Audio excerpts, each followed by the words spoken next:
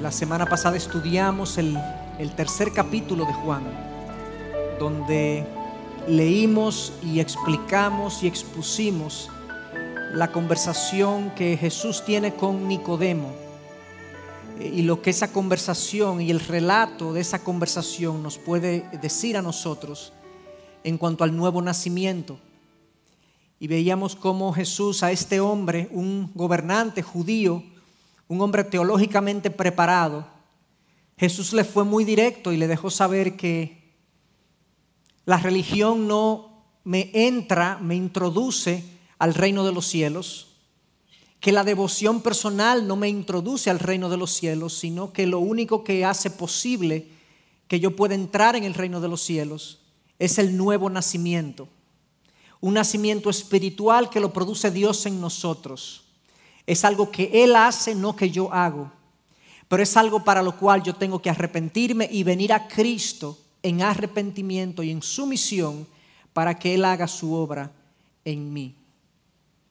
Y luego de ese relato en el capítulo 3 de Juan, llegamos al capítulo 4 y nos encontramos entonces con otro encuentro que Jesús tiene, ya no con Nicodemo, un hombre judío, sino con una mujer samaritana.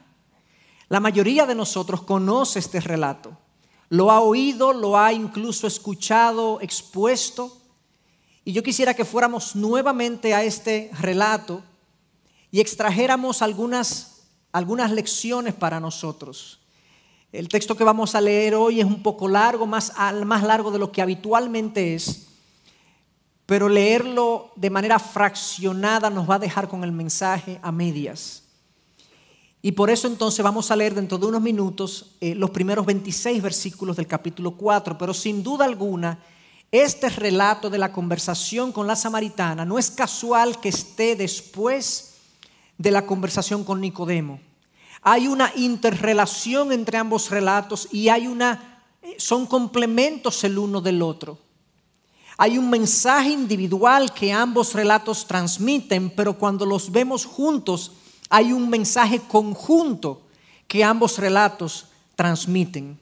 Y yo quisiera dentro de unos minutos entonces que viéramos algunas observaciones del pasaje y a diferencia de lo que yo he hecho en ocasiones anteriores, que hay una idea central que vincula todo, lo que vamos a tratar de extraer son algunas enseñanzas prácticas que este pasaje nos deja. Así que comencemos leyéndolo, capítulo 4 de Juan, desde el 1 al 26. Por tanto, cuando el Señor supo que los fariseos habían oído que Él hacía y bautizaba más discípulos que Juan, aunque Jesús mismo no bautizaba sino sus discípulos, salió de Judea y partió otra vez para Galilea, y tenía que pasar por Samaria. Llegó pues a una ciudad de Samaria llamada Sicar, cerca de la parcela de tierra que Jacob dio a su hijo José. Y allí estaba el pozo de Jacob. Entonces Jesús, cansado del camino, se sentó junto al pozo. Era como la hora sexta. Una mujer de Samaria vino a sacar agua y Jesús le dijo: dame de beber, pues tus discípulos habían ido a comprar alimentos a la ciudad. Entonces la mujer samaritana le dijo: ¿cómo es que tú, siendo judío, me pides de beber a mí, que soy samaritana? Porque los judíos no tienen tratos con los samaritanos. Respondió Jesús y le dijo: si tú conocieras el don de Dios y quién es el que te dice dame de beber, tú le habrías pedido a él y él te hubiera dado agua viva.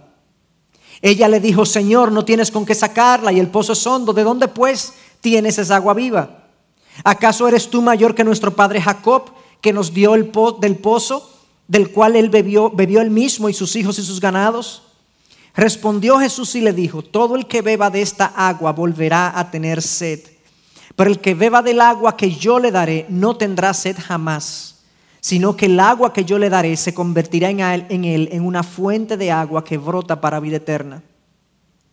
La mujer le dijo: Señor, dame de esa agua, para que no tengas sed ni venga hasta aquí a sacarla.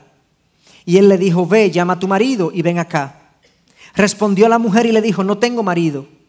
Jesús le dijo: bien has dicho, no tengo marido, porque 5 maridos has tenido y el que ahora tienes no es tu marido. En eso has dicho la verdad. La mujer le dijo: Señor, me parece que tú eres profeta. Nuestros padres adoraron en este monte y vosotros decís que en Jerusalén está el lugar donde se debe adorar.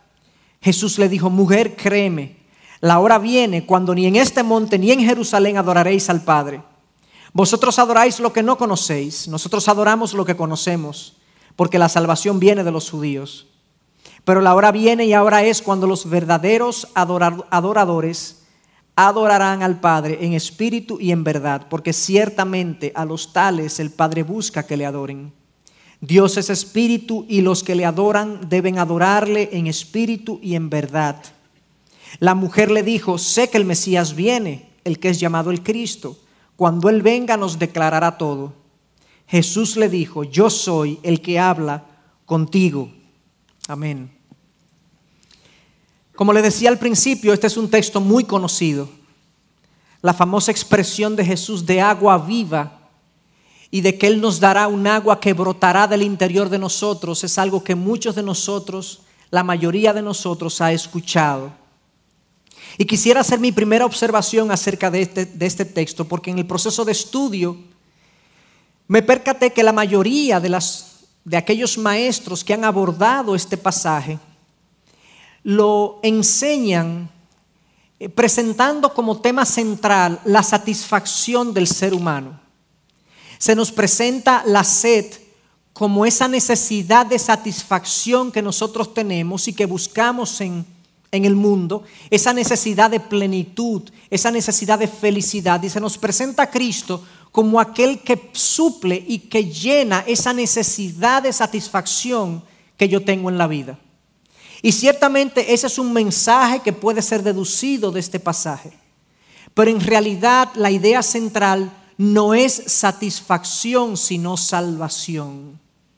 Lo que esta mujer necesitaba no era que Cristo llenara su corazón, de plenitud y satisfacción, sino que le concediera el regalo de la salvación que solamente obtenemos a través de Jesús. Ciertamente la persona salva, si abraza todo lo que implica esa salvación, va a estar satisfecha. Pero esa no es la razón por la que Cristo le ofrece el agua viva. Cristo le ofrece el agua viva no porque ella está insatisfecha con la vida, sino porque ella está perdida en su pecado.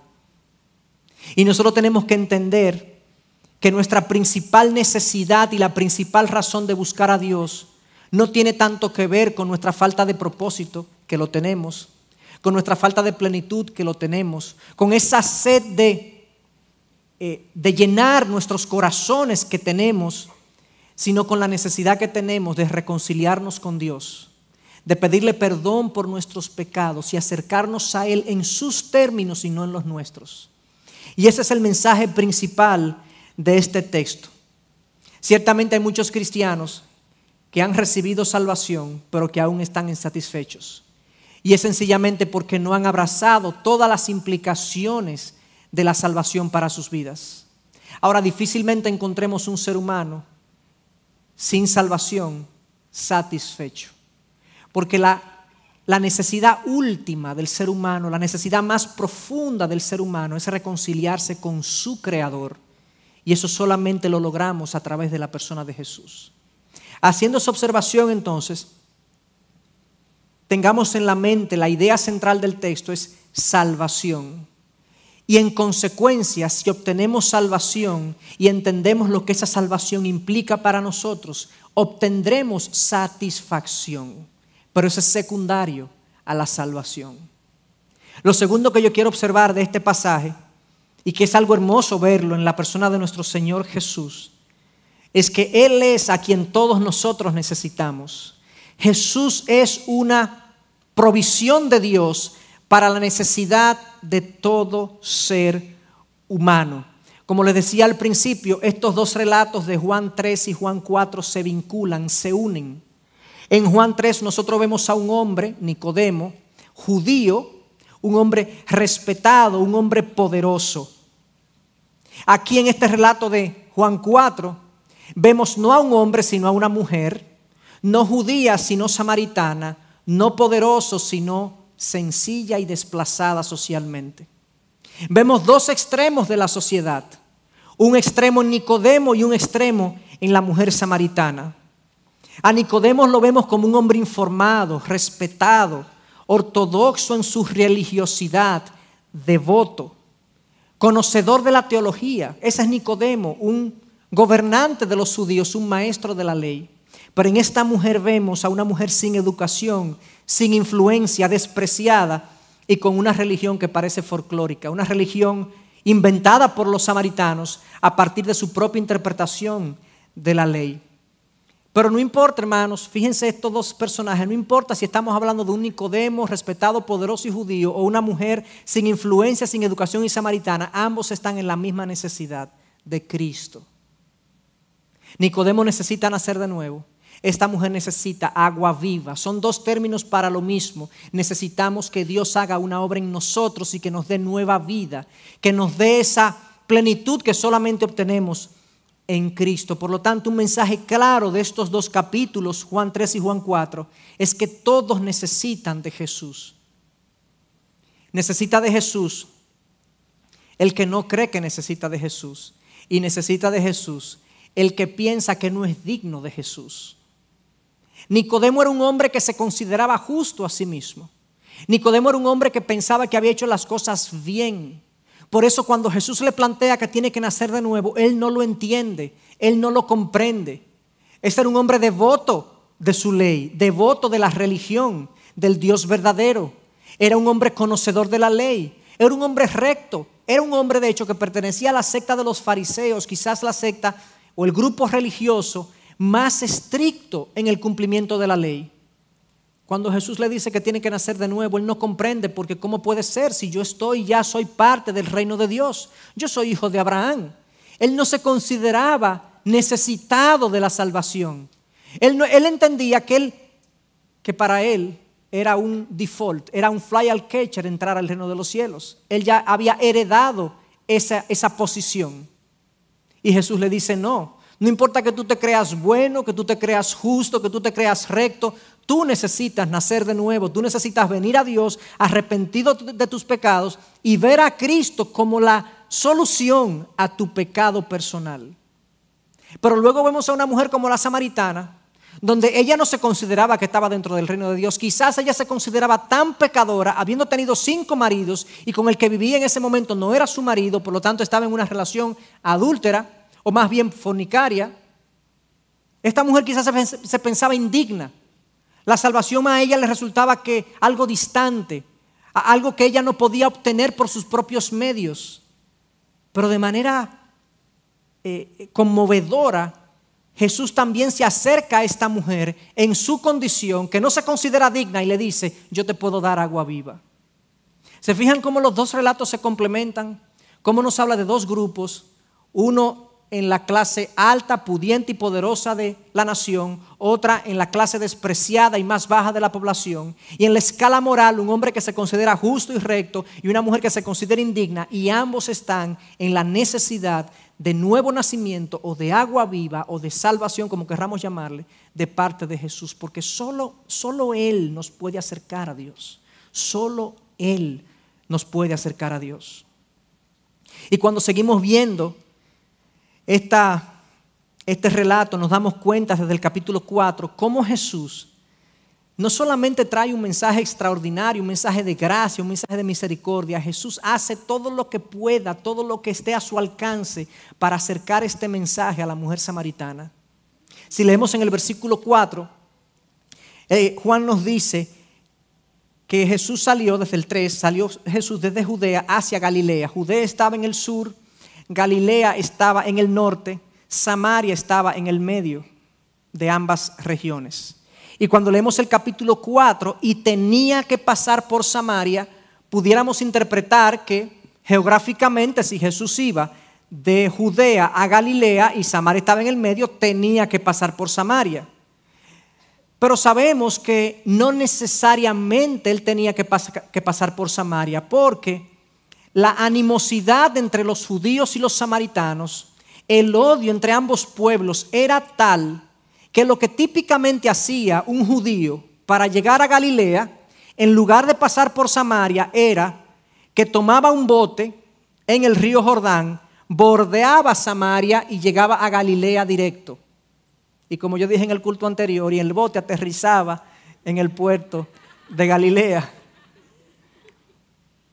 Eso era lo que normalmente se hacía para evitar el trato entre judíos y samaritanos. Esta expresión de Juan, y tenía que pasar por Samaria, él no tenía que pasar por Samaria, él podía haber obviado Samaria como todos los judíos hacían, pero él tenía que pasar porque él tenía un encuentro con esta mujer personal, único, para ofrecerle salvación. Y no sé si a ti te pasa, pero cuando yo pienso que Jesús hizo eso por esta mujer, a mí me da gozo saber que mi Señor y mi Salvador está dispuesto a hacer un esfuerzo personal por extender su mano al que está en necesidad de salvación. Pero no solamente Jesús hizo un esfuerzo de movilizarse hasta Samaria, no teniendo que hacerlo, sino que Jesús superó, se impuso a diversos prejuicios que habían en la época alrededor de esta mujer. Lo primero que nosotros vemos que Jesús superó y se impuso fue al prejuicio cultural. El versículo 9, claramente la mujer le dice: ¿cómo es que tú, siendo judío, me pides de beber a mí, que soy samaritana? Paréntesis, dice el evangelista, porque los judíos no tienen tratos con los samaritanos. Ellos no hablaban entre sí, a menos que no fuera estrictamente necesario. Esto era algo raro, extraño. A la mujer le choca que Cristo le inicie una conversación, sobre todo considerado Jesús un rabí judío. A ella le choca, pero a Jesús no le importó. Su amor fue mayor que el prejuicio cultural.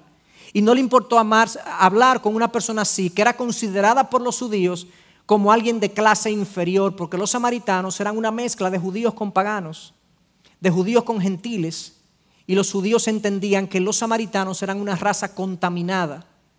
Pero Jesús, en su gracia, en su amor, vamos a ponerlo en dominicano, no le dio mente a eso.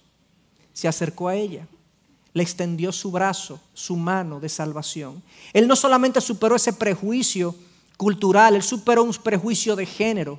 Un rabí judío nunca hablaba en público con una mujer. La mujer era considerada un ser de segunda categoría en la época. Contrario a lo que muchos dicen, que la Biblia considera a la mujer una persona o un ser de segunda categoría. No, la cultura de la época, lamentablemente compuesta por hombres y mujeres pecaminosos, tenían este entendimiento. La mujer no era llamada a declarar en un juicio porque se entendía que la mujer no era confiable. Hoy en día todavía el libro de oración judío, Sedur, es un título de un libro de oración y de devociones judío, lo recitan todavía los judíos ortodoxos.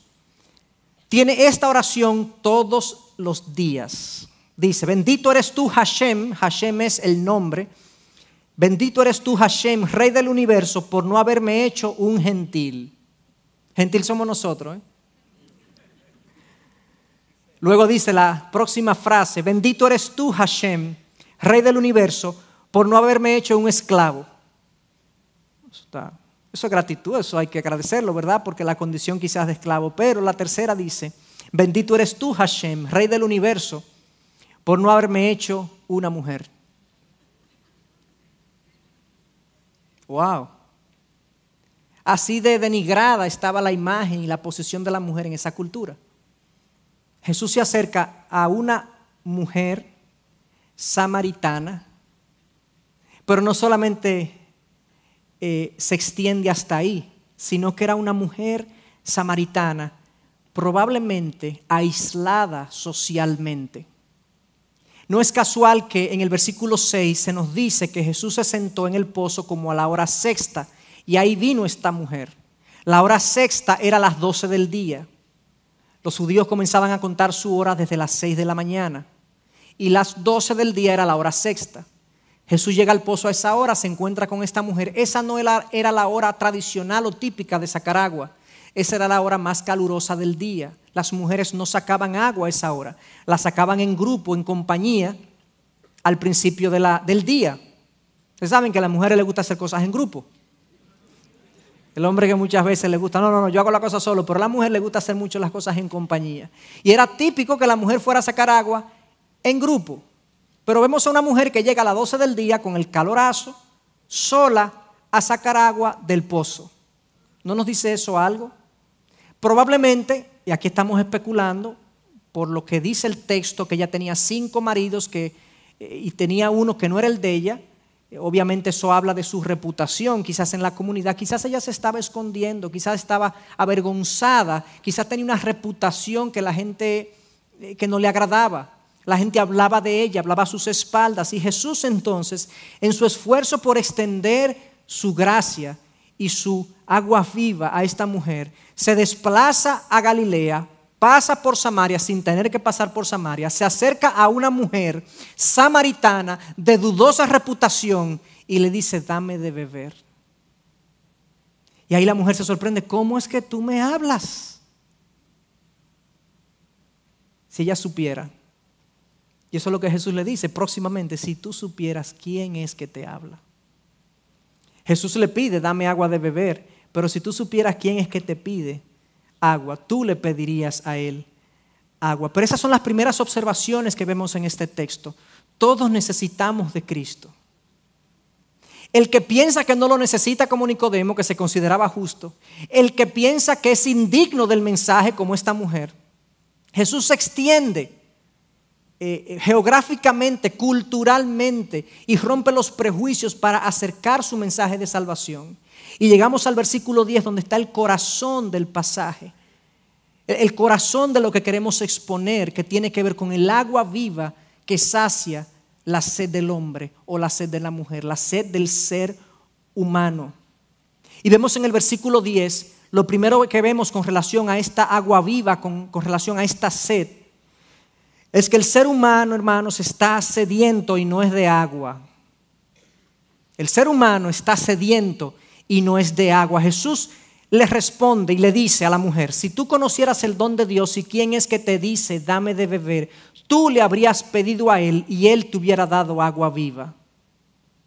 Jesús tiene una sed física, pero él le dice a ella: pero tú tienes una sed espiritual, de la cual quizás tú no estás percatada, pero si tú supieras quién soy yo, tú me pedirías a mí el agua que puede saciar esa sed que tú tienes. Y es una sed que todos tenemos. Es una sed que puede tomar varios nombres, puede tomar varias formas.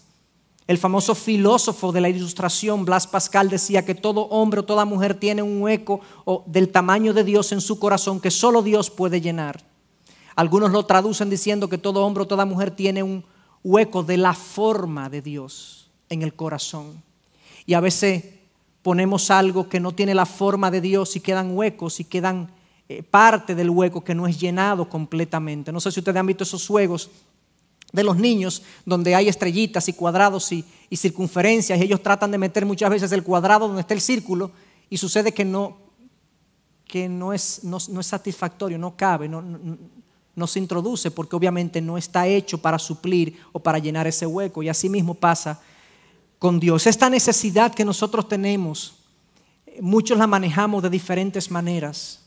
Algunos la ignoramos, algunos no vivimos en ese nivel, no entendemos, no comprendemos esas cosas. Pensamos que la vida se trata simplemente de lo que logramos aquí y lo que logramos ahora.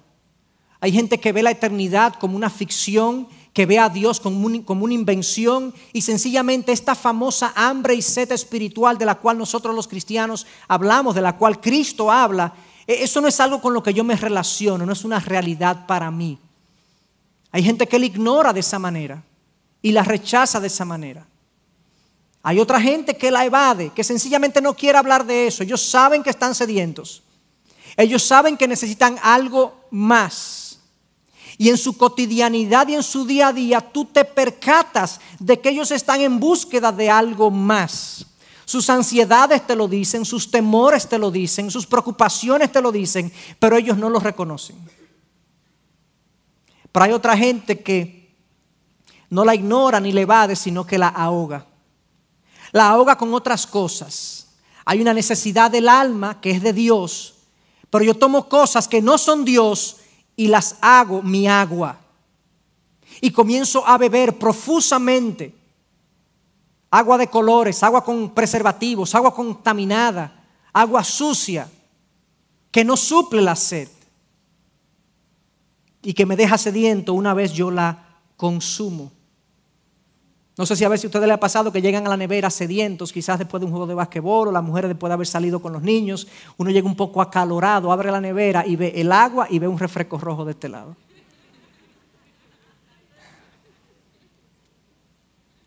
Yo veo esas dos cosas y yo tengo una información en mi mente que me dice, el refresco me produce un que yo quiero disfrutar. Yo sé eso, pero yo sé que no me quita la sed. Refrescos dulces, rojos, no me quita la sed. El agua me quita la sed, pero muchas veces hacemos así, extendemos la mano y cogemos el refresco rojo porque queremos disfrutar de ese inicial, aunque después los dejemos y comencemos a beber agua. Así nosotros suplimos nuestra sed del alma muchas veces.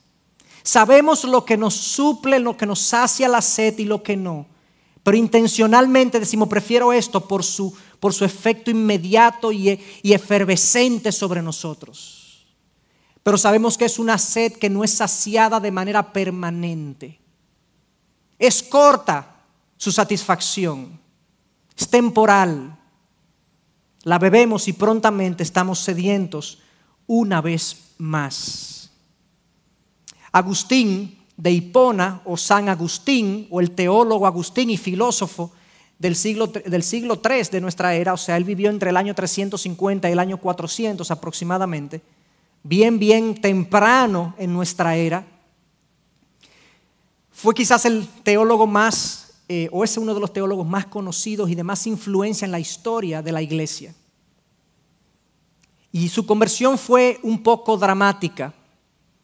Él tenía muchas luchas interiores, él tenía muchos apetitos carnales, su vida era una vida desordenada, era una vida llena de entretenciones y perversiones y distracciones impuras que él tenía. Cuando uno lee su biografía se percata de todas estas cosas y de todas estas búsquedas, y en un momento dado él se educa como filósofo y comienza a crecer y se convierte en un expositor muy conocido de la época, un hombre con mucha cultura, con mucho conocimiento, con una capacidad de expresión impresionante, y llega y logra grandes cosas. Y alguien relatando la experiencia de Agustín escribe lo siguiente: un día, mientras paseaba con sus amigos por una calle, un tanto ensimismado en los éxitos intelectuales que había conseguido, vi a un pobre mendigo que sonreía feliz. Y se dijo a sí mismo: no hago más que trabajar y trabajar para lograr mis objetivos. Y cuando los consigo, ¿soy más feliz? No. Tengo que seguir lidiando contra todo y contra todos para mantenerme en mi puesto. Mientras tanto, este tipo vive tan contento sin hacer nada. Bueno, no sé si estará contento. No sé si será realmente feliz, pero lo que sí sé, que el que no es feliz soy yo. No es que me guste su vida, la que no me gusta es la mía. He conseguido un estatus, una posición económica y cultural, ¿y qué? Es un hombre que no encuentra en lo que el mundo le puede ofrecer respuesta para su sed.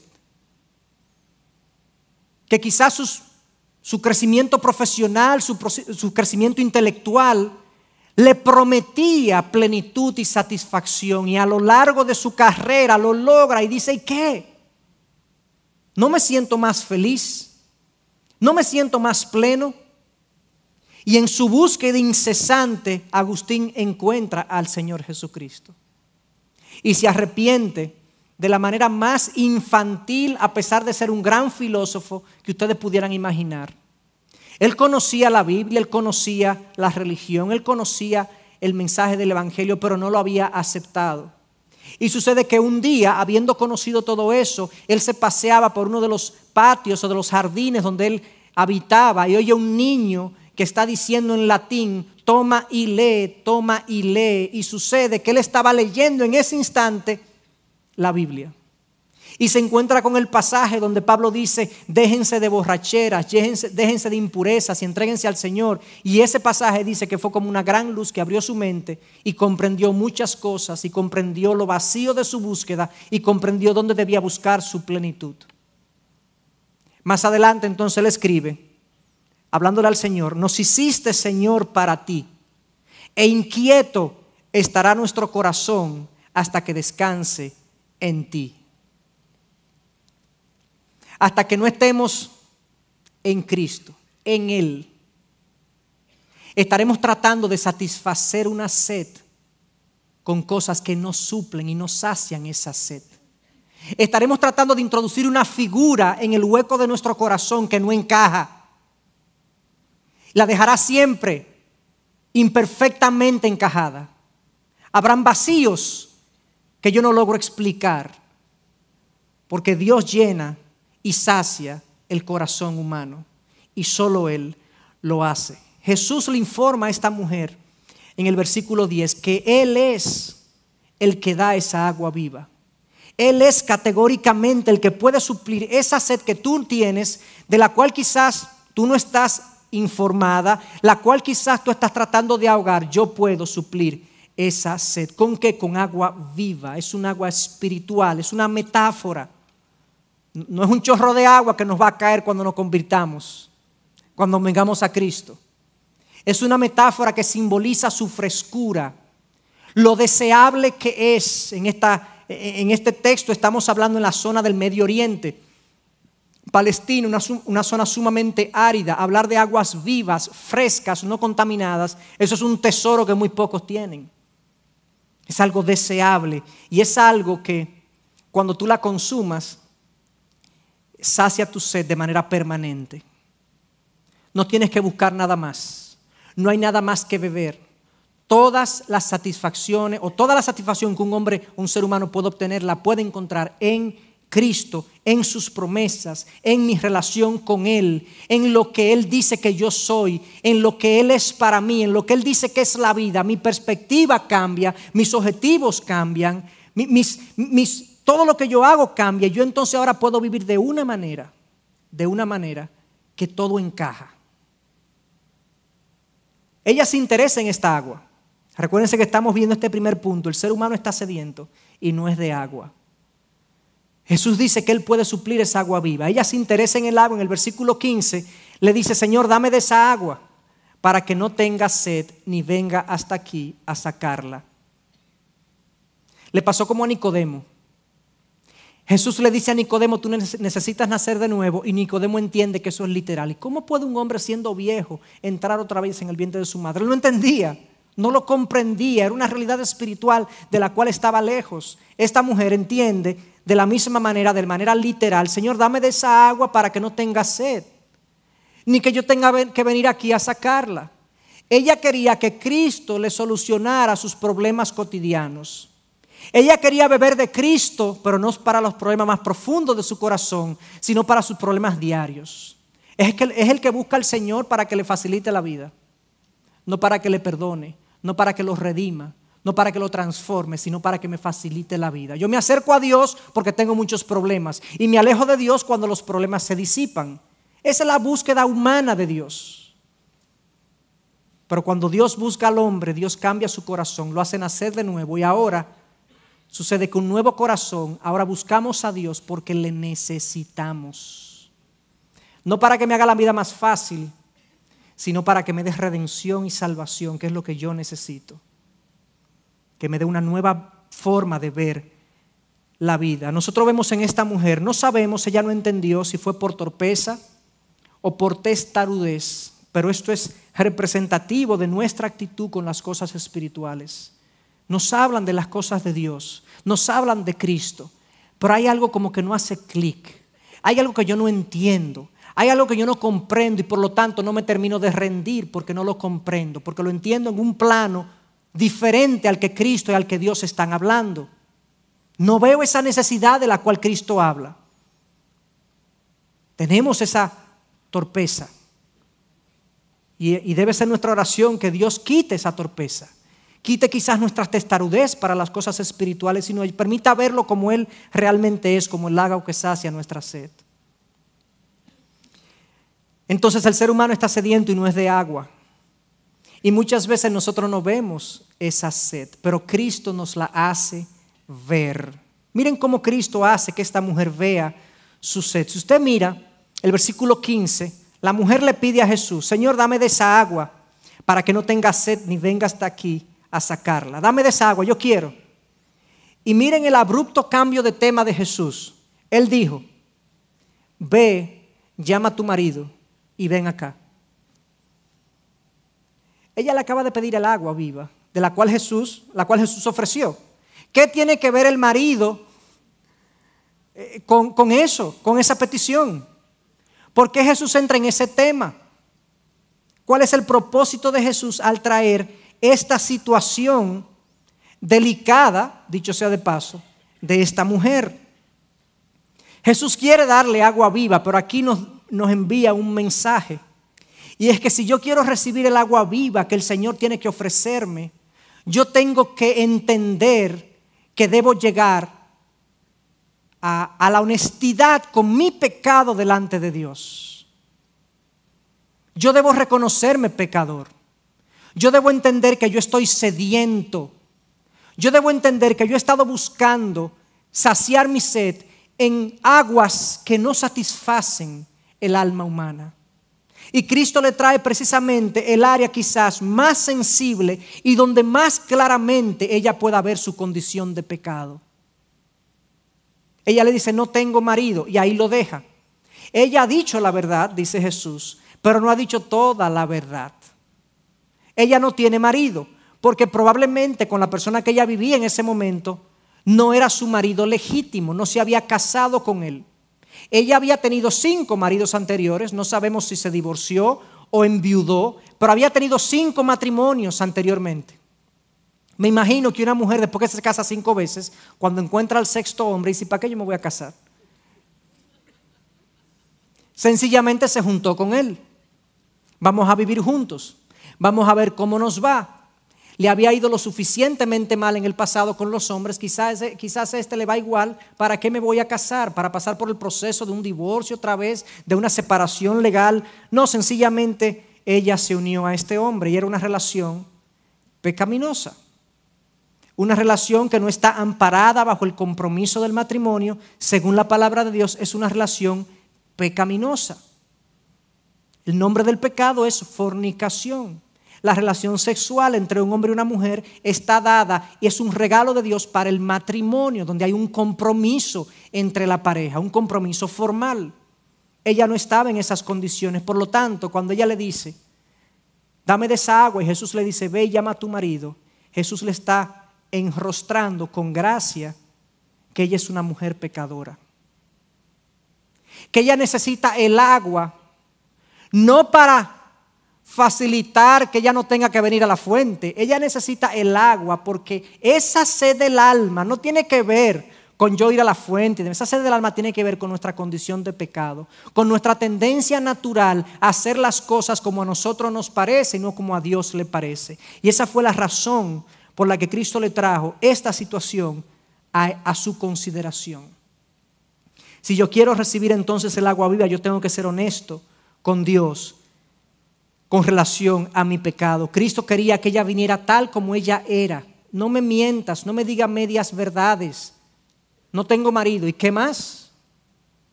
Dios sabe nuestra condición.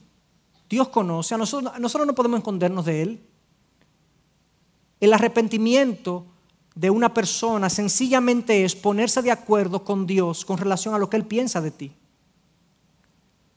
Tú no le estás informando a Dios lo que tú hiciste. Sencillamente le estás diciendo: lo que tú sabes que yo hice estuvo mal, perdóname. Es ponerme de acuerdo con Dios con relación a lo que Él ya sabe de mí. Y continúa el relato entonces.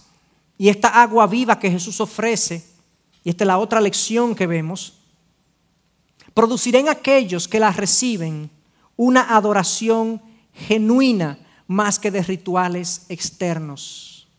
Una relación con Jesús es más que rituales, es más que devoción, es más que venir a la iglesia, es más que cantar.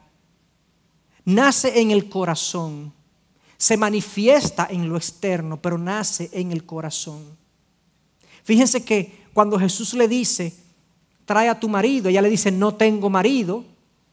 Ahora Jesús le dice: bien has dicho, no tienes, de hecho has tenido 5 y el que ahora tienes no es tu marido. Y en el versículo 19 ella extrañamente cambia rápidamente la conversación. La mujer dijo: Señor, me parece que tú eres profeta. Nuestros padres adoraron en este monte y vosotros decís que en Jerusalén está el lugar donde se debe adorar. Jesús le trae lo más sensible de su vida. Ella decide ignorar eso. Ella no quiere hablar de eso. Ella no quiere profundizar ahí. Cualquier coincidencia, cualquier similitud es pura coincidencia. Cuando alguien quiere hablar de lo más sensible de nuestra vida, de lo malo que hemos hecho, del pecado que tenemos y que es un hábito en nosotros muchas veces lo evadimos. Queremos hablar de otra cosa. Ella trajo una controversia teológica. ¿Dónde se adora? ¿En Jerusalén o aquí en Samaria? Y Jesús en su gracia le responde su inquietud. Brevemente le dice en el versículo 21, mujer, créeme, la hora viene cuando ni en este monte ni en Jerusalén adoraréis. En otras palabras, tú quieres discutir de teología, déjame decirte, eso no es lo importante. Lo importante no es el lugar donde tú adores, sino cómo tú adores.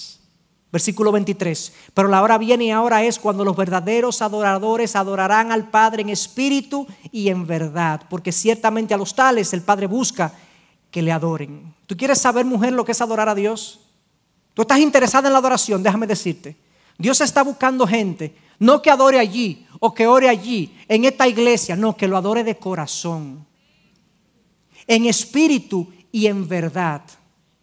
Que su ritual externo sea consecuente, se corresponda con una realidad interior.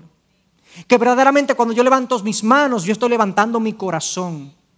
Que cuando yo me arrodillo, yo estoy arrodillando mi corazón. No para que el otro me vea, para que Dios sea honrado.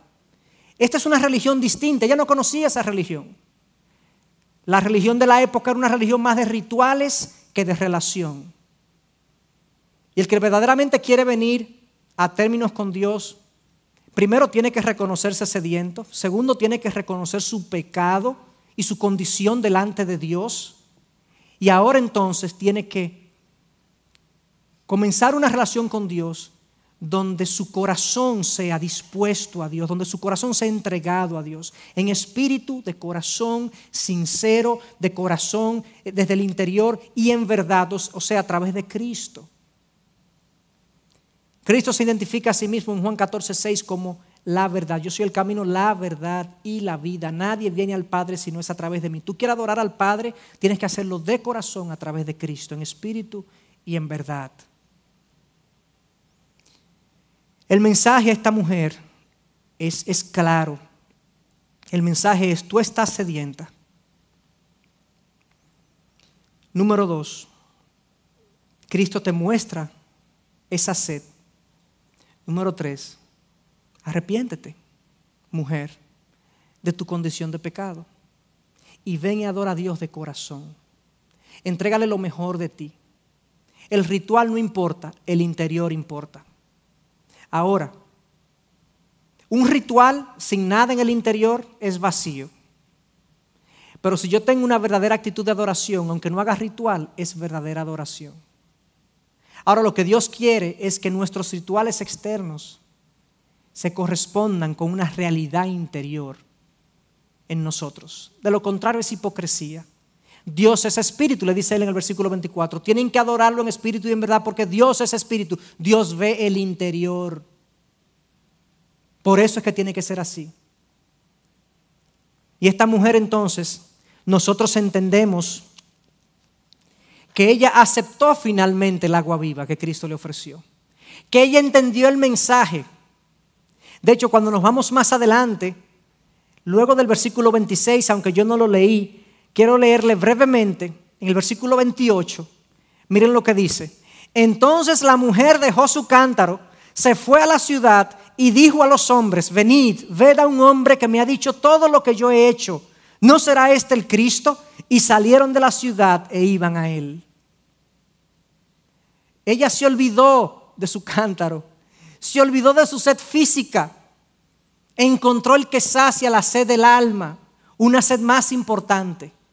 Déjame decirle a otros lo que yo he encontrado. Y nosotros seguimos leyendo el relato y sabemos que muchos vinieron a Cristo producto del testimonio de esta mujer. Una mujer sin reputación o con una mala reputación, una mujer sin posición, una mujer discriminada por los judíos, pero atendida personalmente por el Salvador.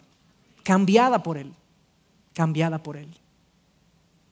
Así que el mensaje para nosotros en el día de hoy, hermanos, es que esa sed de la cual Cristo habla, y le habla a esta mujer tan directamente, tan categóricamente, es una realidad para cada uno de nosotros. Podemos ignorarla, podemos evadirla, quizás tú no quieres hablar de eso, pero es una realidad. Es algo que, como les dije, podemos hacer muchas cosas con ella, pero al final la sentimos. Está ahí presente. Y voy más lejos. Está presente incluso en el corazón de creyentes que ya tienen a Cristo, que es la fuente de agua viva, pero no le han abrazado. No han abrazado todo lo que la salvación implica. Tienen salvación, pero no satisfacción. Y yo quiero hacer un llamado primero a aquellos que no han venido a Cristo nunca. Aquellos que, como la mujer samaritana, no le conocían. No lo veían a Él como aquel que puede saciar la sed de su alma. Se ven confundidos a veces cuando se le habla de Jesús y de la Biblia, pero yo quisiera pensar que aquí hay algunos que Dios le ha hablado directamente y le ha dicho hoy: tú tienes una sed que yo puedo suplir, y ustedes hoy lo han visto. Y si ese ha sido el caso, yo quisiera orar con ustedes, pero también quisiera orar con aquellos, nosotros creyentes, que a pesar de tener la fuente de agua viva en nosotros, parecemos más desiertos, secos, que fuentes de agua. Porque esa puede ser la realidad. Lamentablemente todavía el pecado está presente en nosotros y muchas veces no bebemos en la cantidad y con la frecuencia que deberíamos beber de Cristo. Y estamos secos y parecemos, como les dije, desiertos más que fuentes.